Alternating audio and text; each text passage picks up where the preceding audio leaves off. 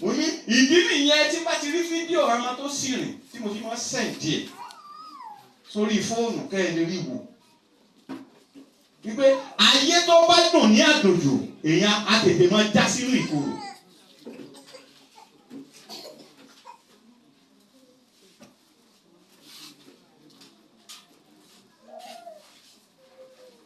Ẹlòmíràn ẹsẹ̀ pé ń jẹ́ ẹ̀mí tí ìyìnbọn jẹ́ ẹ̀mẹ́ta lọ ọ̀pá tó ti bá tiẹ̀ jẹ́. Bíbélì ní pàṣẹ ìtọ́ni ni ó lè wèrè tó ti ṣe àyà ọmọdé jáde ìwọ wá fà sẹ́yìn. Bíbélì sọ pé tó bá ti fa pàṣẹ sẹ́yìn wípé kò nífẹ̀ẹ́ ọmọ ẹ̀. Nígbà wà náà wọ́n ṣe wá yanjú àwọn tí wọ́n nà ṣe ń kú. Tọ́ ọmọ rẹ lọ́nà tí ó rìn from now. Tó o bá ti wá tètè smart Jésù lọ tí wọ́n bá fi bọ́ kó tí ò tọ́ sọ́kàn. Oyún tọmọ mi ní oyún dópin.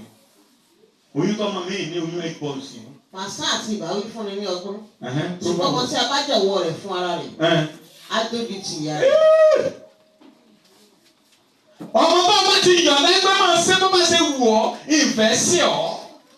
Ẹni yóò dojú ti yẹ. Proverbs 29. Proverbs 29 verse what? Verse 15. Write it down. Kọ́ síwájú báìbù rẹ̀ tó bá ti délé kọ́ sí ibi tó ọmọ kọrí síbi gbílò. Kọ́ ọmọ kàdá làárọ̀ wípé ọmọ tó bá ti kọ̀ tí ọ̀ tó ọ̀gbà wí yóò dojú ti ọ̀.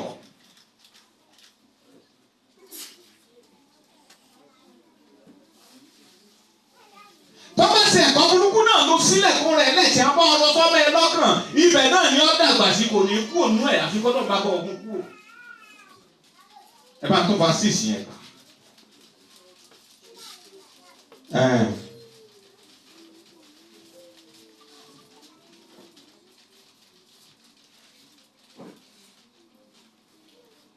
Tọ́ ọmọdé ní ọ̀nà tí yóò tọ̀.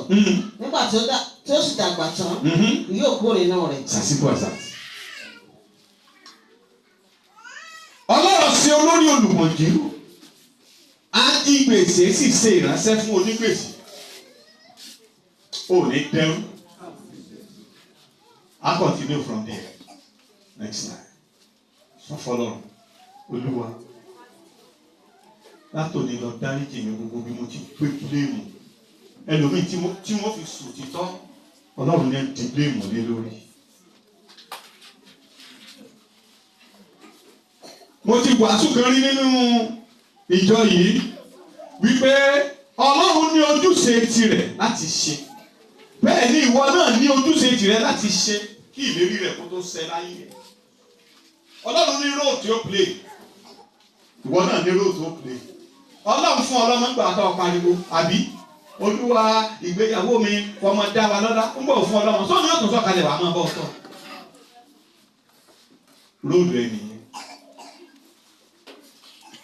Tọ́ ọmọ rẹ kó lè ṣe kí ni o kó lè fún ọ nísìnyí ìyẹn níbẹ̀ tí ọba tọ́ ọ wá sí i ọyẹ ẹjẹ àwọn lọ ọdún bẹ̀yẹ wà á pariwo Olúwa gbogbo bí tí mo ti fi wèrè pè ọ lórí ọmọ ìpàtẹ́lómi ìkú bó o ṣe tọ́ náà ní tó ti farahàn láyé ẹ̀ ṣùgbọ́n kàkà kó rí wípé ò sí àṣìṣe Ọlọ́run ló fi wèrè pè lọ tú ọkàn rẹ ó yá àdúrà. Arìnkìnnì ẹ̀yin náà mọ̀ nípa yẹn lẹ́yìn ṣe ṣùgbọ́n tó bá ti sọ pé o mọ̀ nípa yẹn o ti ṣe ṣùgbọ́n these are the repercussions you encountered. Repercussions yẹn lọ́wọ́ yóò wọ́n wọ̀ wò. Ẹ̀mí mímọ́ gbogbo bí wọ́n ti ṣiṣẹ́ tí gbogbo tẹ̀lé lọ́bàá àánú ni mo bèrè Olúwa ṣàánú mi. Bẹ́ẹ̀ ni wọ́n gbọ́ wá ní ọmọ mi wí yí padà lórí àdúrà.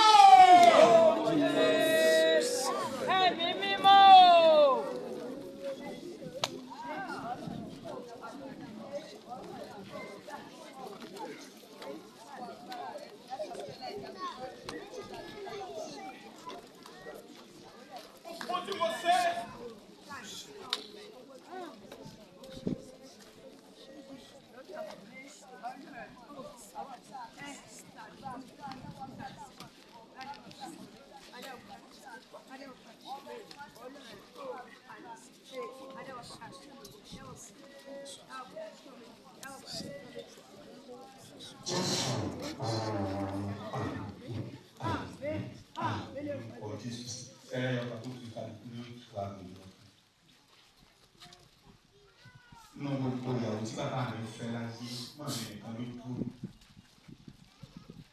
Bẹ̀rẹ̀ mi máa ń sọ̀rọ̀ kan fún láyé yìí. Tó bá ti wà burúkú lọ, á ní àyà mi àfi tí ọkùnrin ní ìbápọ̀ mi. Máa mi máa sọ pé nínú ilé rẹ̀ ire tẹ̀lé mọ́. Àwọn àmì ó sì máa ń dùn. Torí pé dídá ní bàbá bínú gbà mí, àwọn èpè. Ó dẹ̀ láì mọ́ mi, òun protect wa. Ṣé ní mo ti sọ fún yín pé mọ́ mi lọ sábà lẹ́bí? Ẹ̀nà ó ṣe báyìí. Mọ́ mi lọ sábà wá ẹ̀sùn. Nígbà tí mo ti ṣe dájú mi o, yóò tún máa ka ẹ̀sùn fún ẹ̀sùn. Ìjọ tí màá gbọ́ àṣírí yẹn, mo gbọ́ tán ara tèmi gan wálé. Wọ́n ní ká pé níyì wá ọyọ́ fẹ́ sáré kí n kó nǹkan lọ. Wọ́n ní wá ní ẹ bá jẹ lẹ́nu lẹ́mọ̀. Tí mo bá jẹ bí mo ṣe gbé kalẹ̀ fún un, mo sọ́kàn kékeré ní ẹ̀sìn tí mo kúkú lójú. Wọ́n máa ń mo ti mú tó bí mo sọ lójú ọtí, yọ sá wọ́n ṣiṣẹ́ ìṣe ọ̀sán tẹ̀lé. Ó ní ìjọ jẹ́ pé èyí alámọ̀rin tí àjọ afẹ́fẹ́ na ọmọ rẹ̀ yọ máa lọ́gbẹ́ yọ máa lọ́gbọ́n dáàbò bo ọmọ rẹ̀. Afẹ́yìn afẹ́mọ̀ tiwa sẹ́nu yà fẹ́mọ̀ tiwa sẹ́nu yà fẹ́mọ̀ tiwa sẹ́nu yà. Ẹbí ọ̀lọ́ o.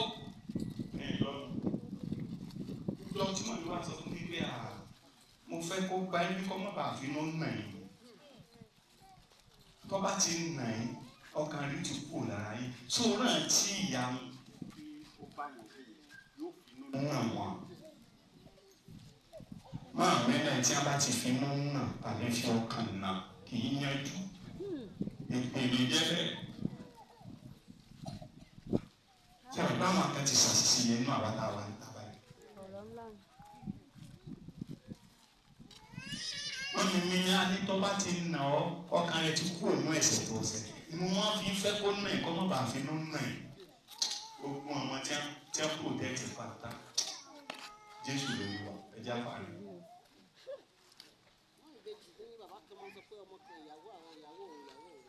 Ìyá yẹn wà kọ̀ rẹ̀ tẹ̀ wọ́n àdójọ́ kan wá gbọmọ pamọ́ sínú ilé wọn ló tún mú ìyá lọ polisi nǹkan ń wọ ọmọ káàkiri. Ẹ̀kọ́ tí wọ́n kọ́ rẹ̀ sọ fún rẹ̀. Mo ti mọ sọ́jú iye bàbá rẹ̀. ìyàwó òun kọ ìyàwó òun kọ. Ìyàwó yín lọ sí skul. Ìyàwó yín lọ sí skul. Ó ti wà ní báyìí sínú ọkọ ọmọ yẹn pé ìyàwó bá lò. Ọlọ́pàá wá gbàdá gẹ́ẹ̀tì kéèsì yẹn wá ní pé òun tó ìyàwó ìyá rẹ̀ ti mọ̀ pé ìyàwó òun ni ọmọ DS3.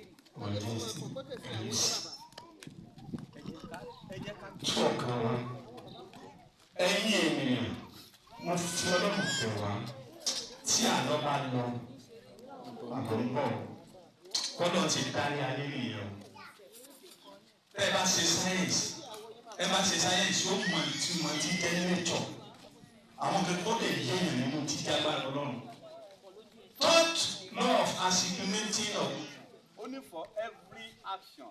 There is always an opposite reaction. That is number 3 here. That is third law of Assimilating of motion. Olúwa yóò ràn wá lọ́wọ́. Ọmọ kan náà ló máa lè ọmọ kan ló mọ̀ kọ́. Ọmọ kan ló máa lè ọmọ kan ló mọ̀ ìyàwó. Ọmọ ìyá rẹ̀ ìyàwó ẹ̀ ó sì tún máa yí. Èmi ọ̀fẹ́ yín àlè mi, mo máa lé mọ́mì mi, mo máa lé dádì mi. Èmi àti bàbá mi ti sùn lórí lérí tí àlè náà dé. Máa mi ò sì sí bẹ́ẹ̀. Àfi mìíràn ní abá ti lẹ́yìn náà. Èmi sì jókòó dé. Ìyẹn dátọ́ ayé èèyàn bàjẹ́. Wípé tọ́ ọba ti níyàwó tán o gbọ́dọ̀ nífẹ̀ẹ́ lọ́rùn. Òun wá bí mo ti ṣàṣìṣe ó pè ọ́ kálukú ló tu ọkàn ìgbà yìí. Wọ́n fi wòlé pọ́ lọ́mọ́ kí mo dá má ṣe. Ẹ má jà fi wòlé pọ́ lọ́mọ́. Gbogbo bí a bá ti ṣàṣìṣe ẹjẹ́ àtú ọkàn wa ọ̀yá kálukú lọ síwájú olúwa àdúrà.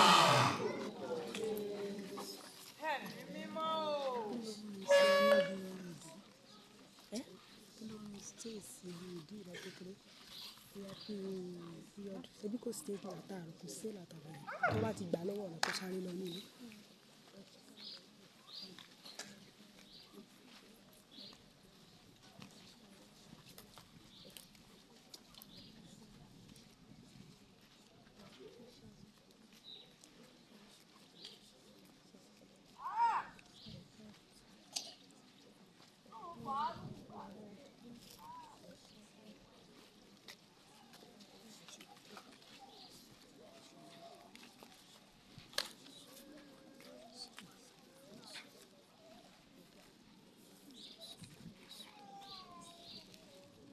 ẹ̀yin ọmọ ẹ̀rọ ìgbàdúrà gbogbo ìṣe láàmì tó mú owó pàtó ní jẹ́ orúkọ Jésù padà lẹ́yìn rẹ̀ gbogbo ìwà gbogbo èdè búburú tó nítorí ìwà àti ìṣe bàbá rẹ̀ owó pàtó ní jẹ́ ìwà èdè búburú bẹ́ẹ̀ padà lẹ́yìn rẹ̀ ìwé èkó bẹ́ẹ̀ lórúkọ Jésù ẹ̀jẹ̀ Jésù Kristi ó wú ẹ̀ ọ̀dà lórí mi ìbẹ̀rù Olúwa wọ́n mú ọkàn mi wá.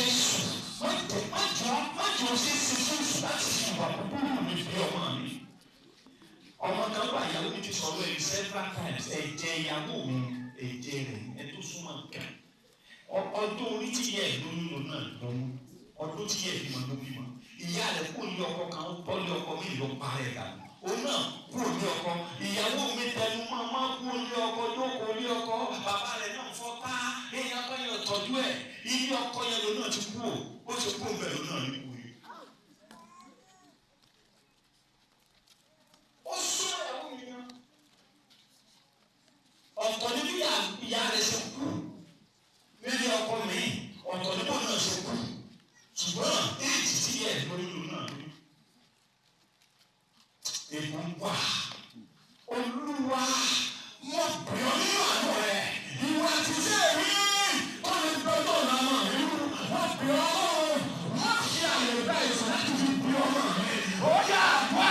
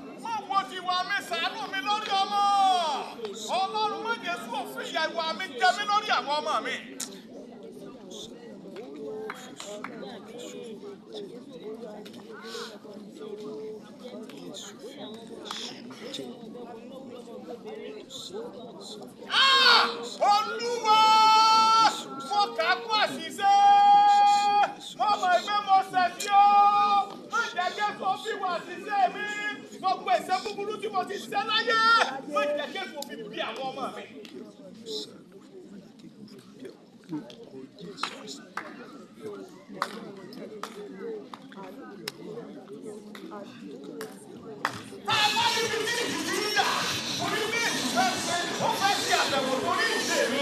Ọmọ bẹ̀rẹ̀ lónìí, wọ́n ti ẹ̀jẹ̀ Jésù lórí lára, ọmọ tí wọ́n jọ wọ́n.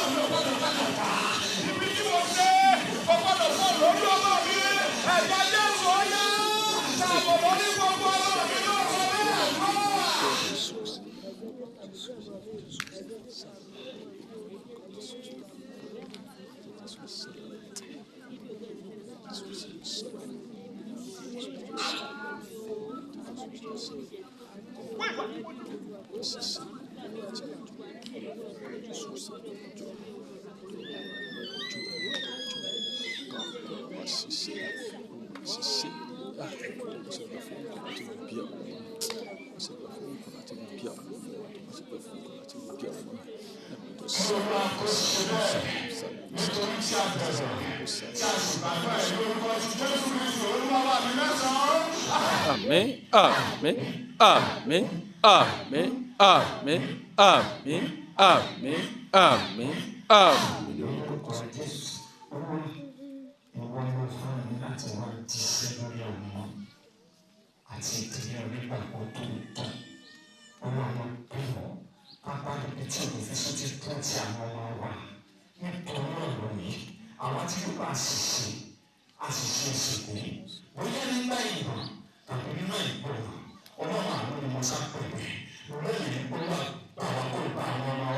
Jesus.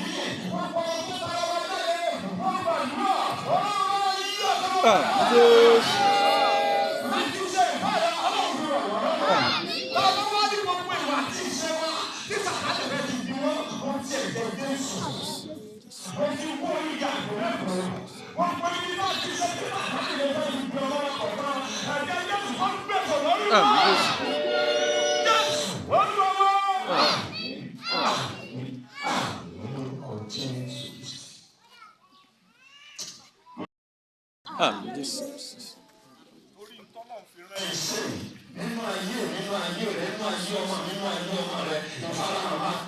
Amém, Jesus.